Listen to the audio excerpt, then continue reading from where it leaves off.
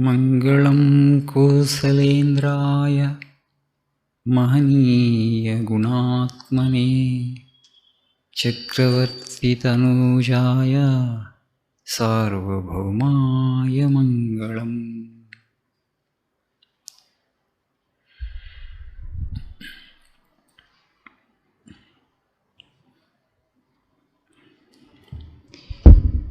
We are studying the Ramayana. The story we all know, that's why I have taken only a few important ghattas, incidents.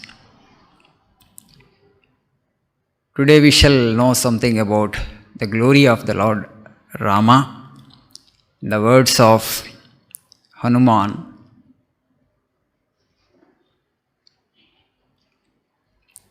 We all know the story. Hanuman, Angada, Jambavan, they all came towards the south in search of Sita. So Hanuman leapt across the sea. He came to Lanka. He searched for Mother Sita and he found her. Then he destroyed the garden there, the grove, the beautiful Lanka, a part of it. The monkeys tried to catch him. They couldn't. The demons tried to catch him. They couldn't. He had killed all of them. Ravana first dispatched the Kinnaras. Hanuman made small work of them. They were no match to his prowess. And afterwards, Ravana sent the sons of his chief minister, 7 of them. They also met with the same fate like the Kinnaras. Afterwards, Ravana dispatched 5 of his generals. Hanuman had killed them even. And then Ravana sent his son, younger son Aksha Kumar. Hanuman had killed him also. He threw a huge boulder on him, then he died. Finally, Ravana sends Indrajit, his eldest son, an expert in using magical missiles. He had performed a great yajna, acquired a lot of powers through that yajna, an expert in using the magical missiles. So Ravana said to his eldest son Indrajit, "You are equal to me in prowess. This Vanara seems to be an extraordinary Vanara. He is not an ordinary monkey, because he had killed so many of our generals and powerful people. That means he is not an ordinary monkey. So you go and kill him, otherwise you catch him and bring him over here." So now Indrajit set out to capture the great monkey Hanuman, and a big battle ensues between them. Finally Indrajit shoots this Brahmastra, Brahma missile. Out of deference for the creator, grandfather Brahma, Hanuman actually yields, submits to it. Not that actually he cannot escape that missile, but out of respect for the creator, Chitranan Brahma, he surrendered for the time being. But anyway, his intention was to reach Ravana. He wanted to see Ravana. So he doesn't know where Ravana stays now. So if I allow myself to be caught by these people, they will take me to the presence of Ravana. So with that intention he surrendered. He held them actually to bind him. So when he, out of respect for Brahma missile, didn't resist much, then all these ogres, the demons, came and bound him with the cords made of hemp and tree bark, and then they dragged Hanuman to the presence of Ravana, hitting him on the way. Just sometimes how police treat, criminals, the same way, because they were so happy and joyful. But what was that hitting for Hanuman? Like, a housefly alighting on an elephant. Hanuman was so powerful, but he now would be able to see Ravana. He was very eager to see Ravana. So ultimately he was brought into the presence of Ravana, Ravana was in full coat. He looked at the great monkey. And Hanuman also looked at Ravana. How he appeared. Seeing Ravana, Hanuman exclaims him, "Oh, I was so powerful. The splendor was like that of sun, actually. Because Ravana had performed a lot of austerities, we know. A lot of penance, a lot of tapas. By performing that tapas only, he had acquired all those powers. So he exclaims, Aho Sattvam, Aho Dyutihi. So much of power, actually. The splendor of Ravana was not an ordinary. He was not an ordinary mortal, for sure. To kill an ordinary human being, Yama doesn't actually send even his senior emissary. He will send his junior most Kinkara. Okay? Yama Kinkaras we say, no? Yama's Bhattas, Yama's servants. The junior most of his servants he will send actually for an ordinary mortal. But as a person is more evolved, you see in the Mahabharata, to take the life of Satyavan, Yama himself came. Then he tells the same to Savitri. Your husband is not an ordinary human being. He is an exceptional soul, a great soul. That's why to take his prana I myself have come. Otherwise I would have sent my emissaries. But similarly, to kill ordinary demons actually, Lord won't incarnate on the earth. Only somebody who is beyond gods, who is beyond Gandharvas, Yakshas and Kinnaras and Vidyadharas, somebody who is very powerful. Only to kill such demons, actually Lord would incarnate on the earth. Hiranyakshi, Hiranyakashipu, we know the story. So if the demon is very powerful, and how that much of power came to that demon in the first place? We all brand Ravana as actually demon only, but he didn't acquire those powers just like that. He did intense penance, intense tapas. So much of ascesis, austerities he had practiced that Brahma had to yield. Brahma had to agree to his desires. So he had sought that boon that I should not be killed by Yakshas, Gandharvas, Kinnaras, Siddhas, Nagas. So many exemptions. Nobody should be able to kill me. But he didn't actually omit Vanaras and human beings. He thought Vanaras, after all, how monkeys can come near me, how monkeys will be able to kill me. Human beings are tiny beings, what they will be able to do me compared to my prowess. So he thought actually he would be safe. So he did not seek exemption from monkeys and also human beings. So now Hanuman actually in the presence of Ravana. Ravana was along with his ministers, other 4 ministers. Now on behalf of Ravana, his minister Prahasta asks Hanuman, who are you? Why are you here? What is your mission? Why have you destroyed our beautiful garden? Why have you destroyed all these people, our people? Then Hanuman replies, I didn't intend to kill them because I had a mission. Because they resisted me, I had to kill them. And she says, I am the messenger of Sugriva. Who is your brother? He says to Ravana. So he inquires after your welfare. That great Sugriva inquires after your welfare because Sugriva knew who Ravana was, because Ravana fought with Vali. So there was a king by name Dasharatha who was equal in splendor to that god Indra. And he had an elderly son, that's Rama. This Rama, who actually abides in virtue, the long-armed one, had come to Dandakavana in obedience to the command of his father, along with his wife Sita and brother Lakshmana.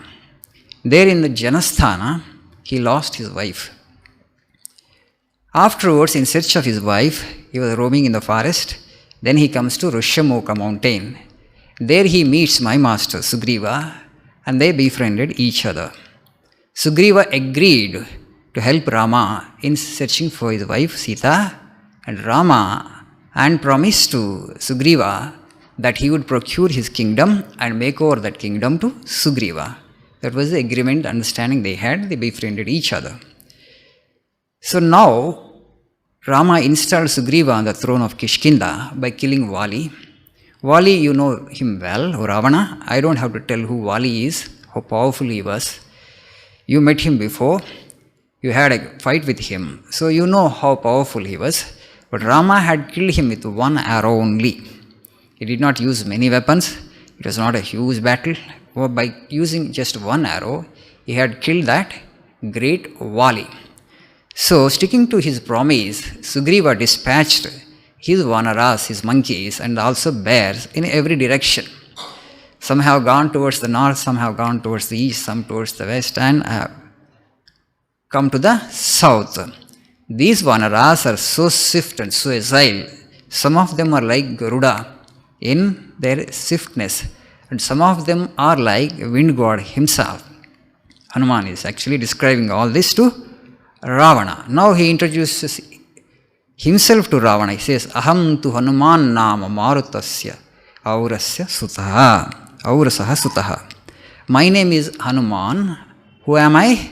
Marutasya aurasaha sutaha. I am born of the loins of wind god. I am the son of Vayu. Wind god is telling. So, I have found Sita in your grove. Having amassed riches by dint of ascetics and austerities, a person like you should not detain another's wife. It is wrong on your part, because you know what is virtue, you know what is vice. How did you get all this wealth? How did you get all that power? No god or no demon can come near you and kill you. How did you get? Through penance and through practicing austerities. Having amassed such wealth through the practice of austerities, you should not have detained another's wife. Wise people like you do not engage in actions that are inimical to virtue or righteousness. You know dharma better.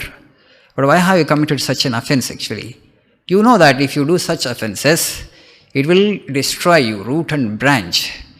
Who among gods actually will be able to bear the shafts of Lakshmana? Okay? When Rama would become angry, and to pacify him, Lakshmana, whoever actually caused Rama to become angry, he would not spare them. And Lakshmana will shoot his arrows upon such enemies. Who in this universe is capable of bearing the shafts of Lakshmana or Rakshasa king? You know all this. Nor is there anyone in all the three worlds who will enjoy happiness even after committing an offense against Rama. So this is all actually Hanuman telling to Ravana, the great demon king. So therefore, accept my advice and restore Janaka's daughter to Rama. Give Sita back to Rama. Seek his pardon, seek his forgiveness for the offense that you have committed. Be wise, have wisdom, and secure your safety. Rama is capable of doing which actually he has to do as a sequel to your action. Somebody has offended against you. You will not just sit mum, right? You will do something actually to redress your grievance. Why have you offended me? We will protest. We will actually explore all the possibilities. Okay? To redress our suffering. We will protest. We will do something. So you have performed a wrong action of abducting Sita. Now Rama actually is compelled and is forced to do something as a sequel to your action. Okay, every action will have a reaction, every action will have a fruit, every action will have a consequence. And so the consequence is going to come to you soon. So I am advising you, restore Mother Sita to Rama and save yourself. Lakshiteyam maya Sita tata shoka parayana gruheyam na bhijanasi panchasyamiva pannagim. I have seen Mother Sita in your grove, in your garden. Gruheyam na abhijanasi panchasyamiva pannagim. You don't know who this Sita is. She is 5-hooded female serpent. You are keeping a 5-hooded female serpent by your side and still think that you will be saved. This Sita, whom you do not recognize as a 5-hooded female snake in your abode, has been found by me indescribably given to grief, shoka parayana.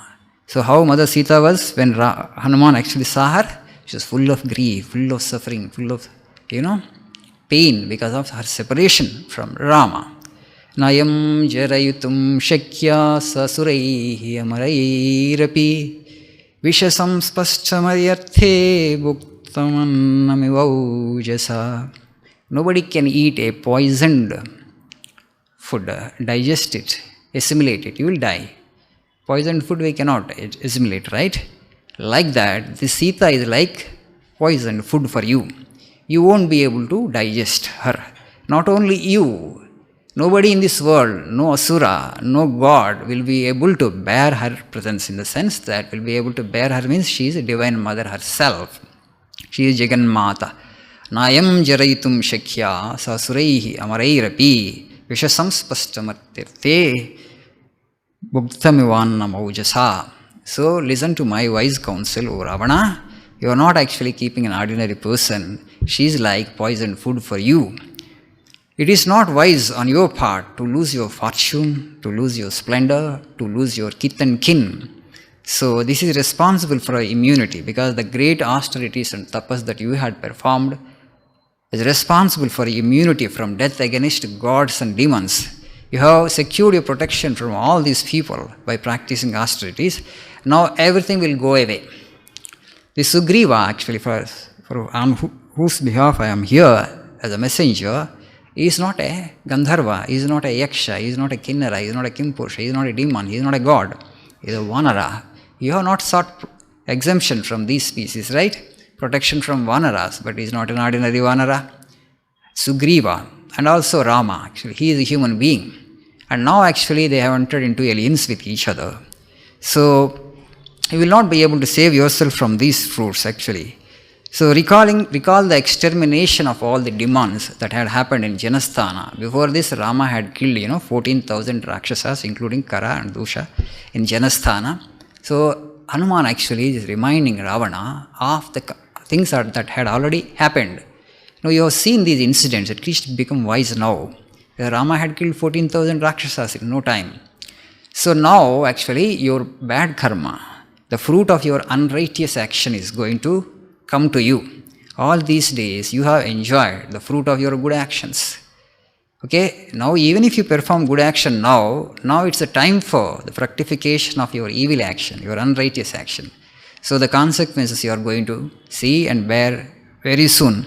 Praptam dharma phalam tavad bhavata natra samshayah phalam api asya adharmasya kshiprameva prapasyase.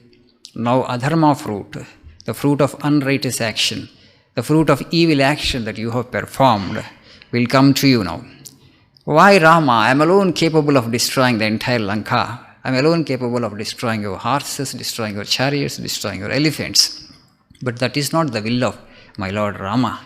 He had taken a pledge in front of the monkeys and bears that he would kill the person who actually abducted Sita. So he has taken that resolve. Out of respect for that resolve and that sankalp of my Lord Rama, I am not destroying this Lanka. Otherwise I don't have to bring him over here. I alone sufficient to kill your Lanka. So when Hanuman was speaking like that with confidence and without any fear on his part, because what is there for him to fear? He is the son of wind god. He knows who he is and what is his power. Apakurvan hi ramasya sakshadapi purandaraha nasukam prapniyadanya kim punah tvad janaha. Apakurvan hi ramasya sakshadapi purandaraha.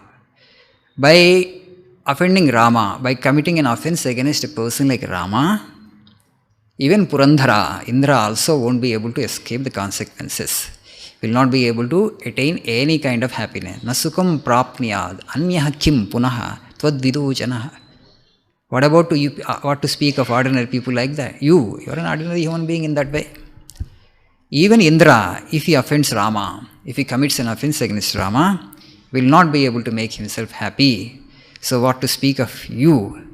Yam siteti abhijanasi yam tishtati te gruhe kala ratri tam vidhi sarvalanka vinashinim.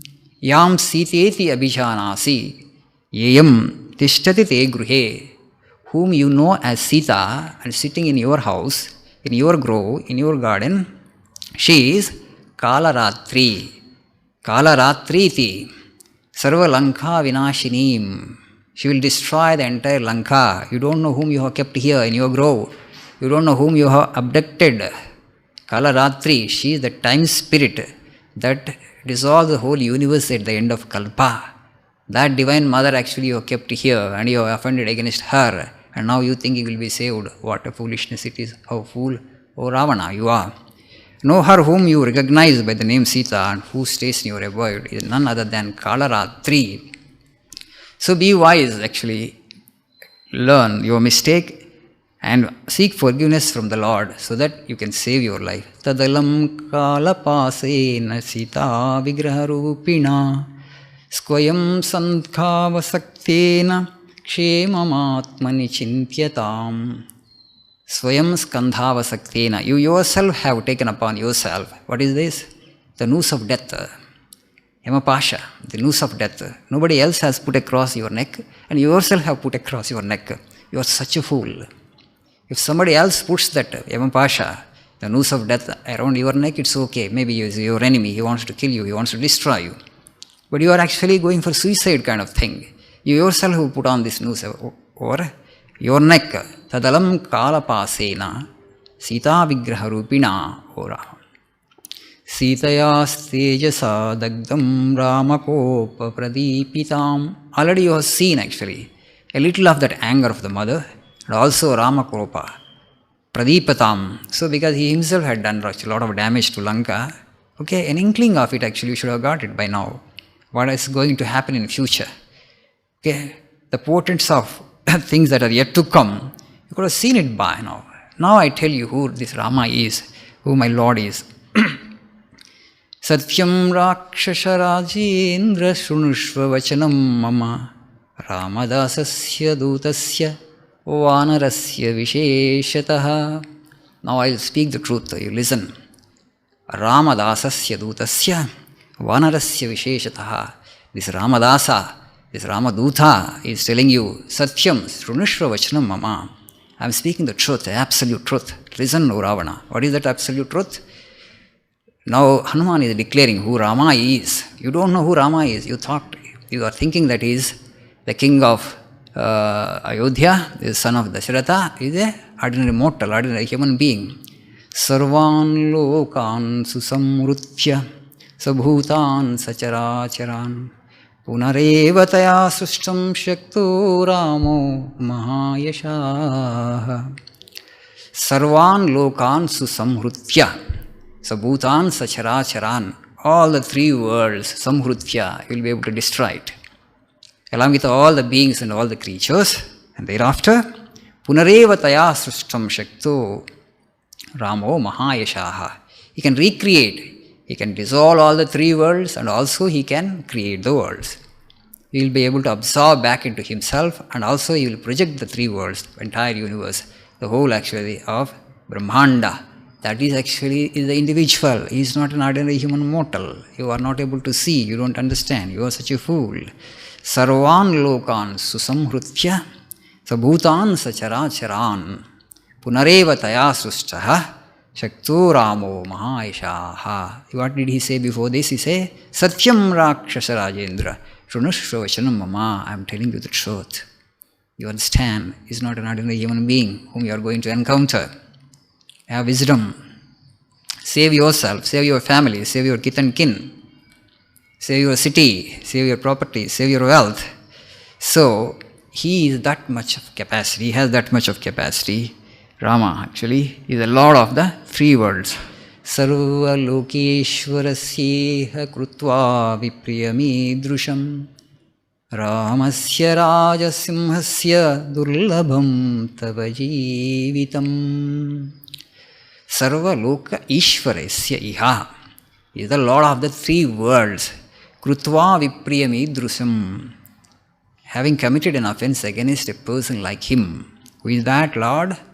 Sarva Lokeshwareshwara.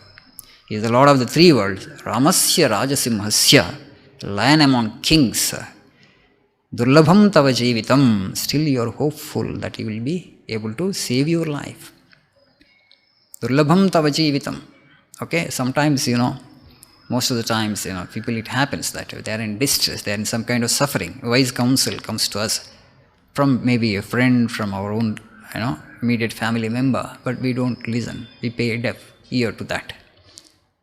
We may not be able to understand things clearly, but at least this kind of attitude we have to develop. Let me at least listen what they are going to say. Because after all, actually, want me to do better. They are my well-wishers. So sometimes we don't know everything I know. My decision is ultimate. This kind of, individuality is no good. Here Ravana was just like, burning with rage. And this monkey, after all a monkey, had killed my son, had killed children of my minister, had killed my generals, only burning with rage. But that time, your mind is totally blocked. This wise counsel fell on deaf ears. But Hanuman is warning him actually, save your Lanka, save your city. Not that actually you have just acquired this wealth like that. So much of tapasya you have done, so much of austerity. So that's why actually, you could become the king of Lanka, but now everything actually will go down the drain. So the last chance actually I am giving. So he has shown actually how powerful, the messenger of Sugriva. So messenger himself is so powerful, I alone can destroy the entire Lanka. I am capable of doing that, but I am not doing it because it's not the will of my Lord. So no, actually the person whom you are going to encounter is none other than the Lord himself. And now he says, good. Devascha daityascha nisacharendra gandharva vidyadhara naga yaksha ramasya lokatrayanayakasya statum na shaktaha samaropi sarve. Devascha, gods, daityascha, demons, nisacharendra, O king of demons, Gandharvas, Vidyadhara, Naga, Yakshas, none in this universe are capable of facing Rama in battle, in combat, not to speak of you. Ramasya lokatrayanayakasya statum na shaktohu samareshu sarve. Even if they all come together, also will not be able to face Rama in battle. Don't actually antagonize him actually, Ajata Satru. The Lord himself becomes angry. Who will save you in this world? You tell me. The Creator himself. Sarva Lokeshwarasya. Sarva Lokan Ishvara, the Lord. If he himself be angry, he doesn't become angry because everybody is his child. The demon also is Lord's child only, right? But you have offended against Divine Mother, the Divine Consort. The Divine Consort of the Lord you have abducted out of pride because you thought actually you are so powerful and there is nobody in this world who is more powerful than you. You thought actually you are invincible, puffed up with pride and puffed up with egotism because of the powers that you have acquired through your austerities. You went on, a great adventure of abducting Mother Sita. So, she is Kalaratri. She is going to be Kalaratri on your part. She will destroy the entire Lanka. Kalaratri is sitting in the form of that woman in that Ashoka grove. So now actually be wise and act according to my advice. Brahma swayambhu chaturanano va rudro trinetras tripurantako va indro mahendro suranayako va statum na shakta yudi raghavasya. Now here 3 times repeated name. Brahma swayambhu chaturanana. There are 3 synonyms. Brahma, Swayambhu, Chaturanana, synonyms. Brahma, Swayambhu, Chaturanana. Rudra, Trinetro, Tripurantako. Rudra, Trinetra, Tripurantaka, 3 are Shiva's names only. Indro, Mahendro, Suranayaka, 3 are Indra's name only. But what Hanuman wants to say is hundreds of Brahmas, hundreds of Rudras, hundreds of these Indras will not be a match for the Lord in the battlefield. Otherwise, they would have repeated. Valmiki Maharshi would not have repeated the name second time. 3 names, same. Brahma, Swayambhu, Chaturanana. Ova. What was the need to actually to declare the same name 3 times? Rudro, Trinetro, Tripurantako va. Indro, Mahendro, Suranayako va. Statum nakshaktaha. Yudhi, Raghavasya. They won't be able to stand. They are not a match to him. So you are actually facing the Lord of the universe in battle. Don't be so foolish, don't be so foolhardy. So this is how Hanuman tries to convince Ravana. But Ravana was in no mood to listen. What did he do? Then he asked actually, this monkey, kill this monkey immediately. Because these pleasing words, very politely Hanuman told actually. He said, you are a wise man. A wise person like you should not transcend dharma. You have read scriptures. You have performed tapas. A person like you, a wise person like you, should not engage in action that is inimical to virtue, righteousness. In fact, when Hanuman first spotted Ravana, he said, "This man is so powerful, so much of splendor, so much of glory, such a radiance, except because he has done this other act, an act of vice, which actually goes against dharma."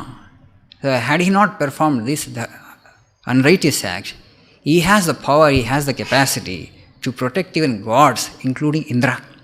That's what Hanuman actually thinks in himself when he saw Ravana. He is not an ordinary human being, definitely. After all, Ravana actually is the son of a sage, Vishwavasu, The qualities actually he has got, the father's qualities. He is the son of a sage, Vishwavasu. He has studied the Chaturu Vedas, full of knowledge. And even Rama felt that he has killed a Brahmana because he has studied Chaturu. He didn't feel that actually he killed a demon. And they say actually Rama went to the Himalayas, to do penance because that Brahmahatya Pataka, to clear that sin of Brahmahatya after killing Ravana, because he had studied, this 4 Vedas. Because he had transgressed dharma, he had, indulged in this wicked act of abducting Mother Sita. That was the one offense he had committed against dharma. Otherwise, he would have survived for so long. We talk about this, Duryodhana and Ravana and Hiranyaksha, Hiranyakashipu as the greatest demons actually, but they had only one wicked quality if you see. Okay? But if you just look at their prowess and strength and how much of austerity, how much of tapas they had performed. But of course, with a desire for self-aggrandizement. That is the only problem. They knew actually to become oneself more powerful, if you want to acquire powers, if you want to acquire siddhis, the only way is to worship the Lord. Even when Ravana tried to propitiate Brahma actually from where actually he derived that much of power to confer boons on others? It's from the Supreme Lord only, right? When he actually performed severe austerities to please Maheshwara, Lord Shiva, at that time also he had acquired the boons from the Lord himself, from none other than the Lord himself. In a way, he is also the child of the Lord only. But after acquiring powers, what you will do with those powers? That's the question. Will you use those powers for Loka Kalyana, for the welfare of the world? Or will you use those powers for self-aggrandizement? That is the thing. But of course, today as we are in Kali Yuga, we don't even know that through tapas, by practicing dharma, we will acquire real strength and real power. We don't even believe that. But Ravana had that belief. Only through practicing austerities, by pleasing the Lord, there is a creator to this universe. Only he is supremely capable, who is all powerful. If I want more power for myself actually, I have to please that entity. That much of sense he had. That's why he took so much of trouble. And mother tells him, Ravana's mother, Ekadasi tells him actually, you see your cousin, that Kubera, you see the splendor, you see the radiance of the person, you both are born of same father, but where are you and where is he? So go and perform austerities, please the Lord and acquire siddhis, acquire powers. Upon the instruction of his mother actually, Ravana set out for tapas, set out for practicing austerities. Such severe austerities he had performed because his intention, Brahma, the creator, he knew. That's why he didn't come that easily. But of course, Ravana, such hard austerities he had practiced, ultimately, Chaturanana, grandfather, had to come down and, confer boons on him. So, after acquiring siddhis and powers, money is a kind of power and property is also a kind of power. There are intellectual power, there are physical powers. Where do you use? How do you use them actually? For self-aggrandizement or for the welfare of fellow human beings? That's the problem. So that he started with the wrong intention. He wanted to empower himself. He wanted to acquire more powers. And this is why. He wanted to rule over the world. And then afterwards he started oppressing them. Because of his cruelty and ruthless deeds that he had performed, he became a great source of trouble for gods and other demons also, Ravana. That's why all gods went actually to Brahma and then through him actually to Lord Vishnu and requested him, you are not able to bear this demon. Brahma actually, you yourself actually given him such powers and this fellow is behaving like this. Then Lord actually has adjured them, okay, yes, I will come down to the earth and destroy the demon. So, nobody in this world will be able to face the Lord. In a battle, Ravana, you understand this, but Ravana did not listen to this wise counsel. He became terribly angry with Hanuman and then he ordered all these demons, kill him. Then, Vibhishana intervenes and he says, a messenger should not be killed. Ravana did not buy that argument of Vibhishana. He says, but this monkey has destroyed so much of our garden and so many of people he had killed not necessary to spare his life. Let him be killed, Ravana shouts. And then actually Vibhishana intervenes again. That you are wise, you have wisdom, you have studied scriptures. A messenger should not be killed. He can be humiliated. So Vibhishana praises Ravana so much that. So when actually, somebody praises us, you feel good about all that, right? Vibhishana pleads with his brother Ravana that a messenger should not be killed. If you do that, actually, you will be violating dharma. So you should not perform such an unrighteous act, but he can be humiliated. So Ravana, upon the suggestion of Vibhishana, this time he listens to Vibhishana. Okay, then what should be done? So this monkey, monkey's power will be in the tail. So put fire to that tail. You know what Hanuman did after that. It's okay. He considered it again a boon kind of thing. He put the whole Lanka on fire. And then he comes back and reports the news of Sita's discovery to Rama in Kishkinda. So this is very, very beautiful story. Hanuman any number of times. Why should we read Ramayana? So because of you, actually, because I have to take this class, I have revisited Ramayana. Otherwise, I would not have touched the book now. So this is all, as I keep telling again and again, we owe a debt to our rishis. Valmiki Maharshi is a rishi. Same Vedavyasa Maharshi is a rishi.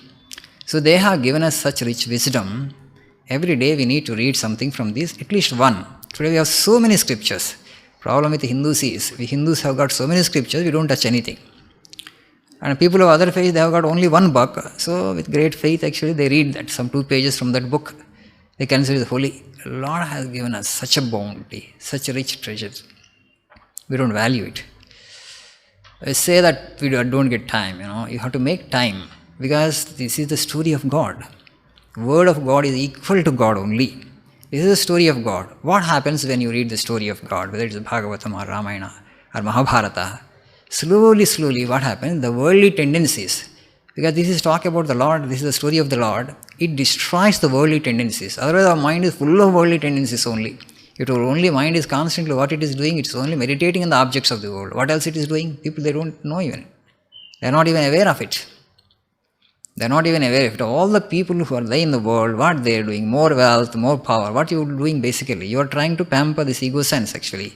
After a long struggle actually, you will seek happiness through this pampering ego, and afterwards you understand that this is the ghost, I should not pamper it.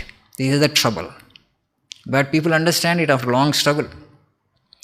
We, in the hope of actually adding more happiness and joy to our lives actually, we will acquire more wealth, we will be wanting more power, but you will get that. Then actually, how is the experience of your life? Has it really helped to enhance your happiness and joy? If you just reflect on that, you will find that it has not really helped you to increase your joy in any way or your peace. You may become more busy, you may become more popular, you may acquire name and fame, all these things may happen. Have you grown in peace? Have you grown in fulfillment? Have you grown in joy? If you just reflect it, you will not. Because it's a little pampering of the ego only has been done, nothing else has been done. So after long struggle, man understands this is the culprit and I need to drop it. And then only you will find, it interesting to read the scriptures. You will develop some taste and relish for these things. That is the problem. Otherwise, we don't have to taste it. But every day, if you read from 2-3 pages, it will have a different impact. It destroys the worldly tendencies in our mind and slowly helps us actually move towards the Lord. Because that's how actually mind has to be cultivated. The more you soak the mind in the thought of the divine, the more actually it will go towards the lotus feet of the Lord. And it will go away from the worldly things. Otherwise, the degree of worldliness that we have, and no other force can destroy it. In this Kali Yuga, this is the best sadhana in itself, reading of the scriptures. Not that we all want to become scholars. Not that actually you have to read to expound it to others. Not that you have to by heart all the slokas that are there in it. But the essence of it, you understand it, you digest it. When you read with Shraddha, it will have that impact on the mind. It will help you to purify the mind of all the worldly samskaras, and then as the mind becomes purer and purer, you will actually relish reading the scriptures. The more you read the scriptures, more actually mind flows towards the Lord. That is the ultimate goal and purpose of life. When the mind is completely soaked with the thought of God, you have achieved the total fulfillment of life. There is nothing more to achieve. Otherwise, the kind of people around also, it's very difficult to get the holy company also in this age. That's why I'm saying satsanga. We talk about satsanga. So the scripture itself will act as satsanga for you. Scripture itself actually is the holy company for us. So any one book, we should have all these basic books. We have to make it into a daily habit. In the beginning, actually, mind will resist, Mind doesn't want to take good things. Only bad things it will take very fast. That is its nature. So slowly develop some passion for any of these basic texts of Sanatana Dharma, the Ramayana, Mahabhagavatam, or Mahabharata. So some taste, you have to get it. That's the reason actually I have come to Ramayana. Otherwise I am interested in Jnana Yoga, Upanishadic Jnana Yoga and Swamiji's Jnana Yoga. But that is very subtle, esoteric and knowledge. Not everybody can appreciate it, but Ramayana and Mahabharata contains many stories and characters.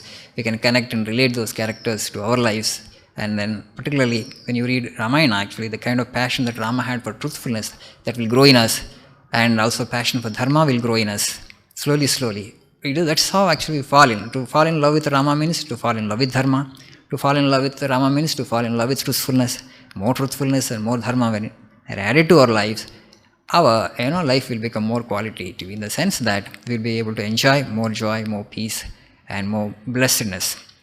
Afterwards, Hanuman actually goes back and reveals this to Rama. Subsequently, Rama comes to Lanka and destroys the demons. Ravana was killed, and Rama goes back to Ayodhya, and coronation is over.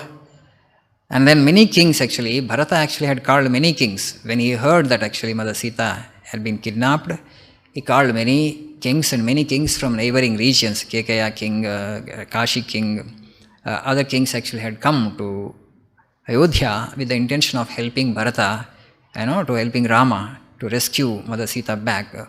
But they were still camping there. When Rama had gone back, they were all very happy. And Rama actually felicitated all of them and sent them back to their kingdoms. And then actually he was felicitating these Vanaras and these bears because they had helped him, in fight against Ravana. And he felicitated Sugriva, and he instructs Vibhishana, you rule according to dharma, this Lanka. And then actually Angada and Hanuman actually calls. He says to Sugriva, Angada is your own son, and Hanuman is your minister. They are your well-wishers, and they are well-wishers of me also. So, and Hanuman was felicitated. Rama gives all the necklaces that are there actually on his body, and all the ornaments he gives to Angada and Hanuman. And Hanuman becomes emotional actually. And he says that, Lord, I have a desire. What is that? Rama asks. May I have steadfast devotion and love for you. And may I get the opportunity to listen to your stories, and may I become Chiranjeevi. May I be there as long as your story is sung in this world.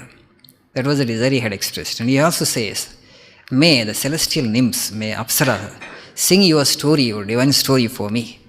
I will listen to it again and again. And that is actually the goal that I have in life. I don't want to die. Because if I die, actually I will not get it. Hanuman didn't seek merger with the Lord. Okay, if I become one with you, actually I will not get the opportunity to listen to this beautiful story. So make me a Chiranjeevi. Let me be here as long as these worlds are there, as long as your story is sung in these worlds. Rama says, okay, tathastu, the same thing will happen. You will be here as long as my stories are sung in this world, and my stories will be sung as long as these worlds exist. Okay, so you will be the Chiranjeevi. And then Rama becomes emotional. He comes down from his throne and embraces Hanuman. He says, Ekaikasyopakarasya pranan dasyami te kape seshasyehopakaranaam bhavamarunino vayam.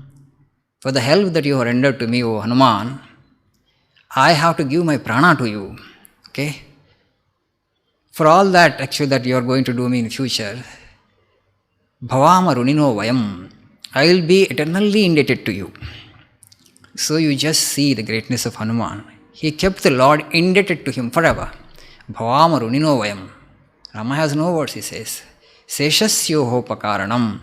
Because he found Sita, for that one thing actually, I have to give my life to you. Because Sita is more than my prana to me.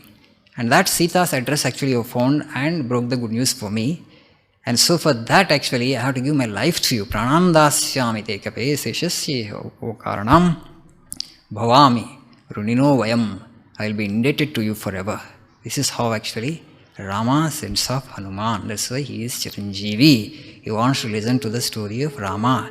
Wherever Rama's glory is sung, wherever Rama's story is actually is expounded, there Hanuman will be there in some form. He is there.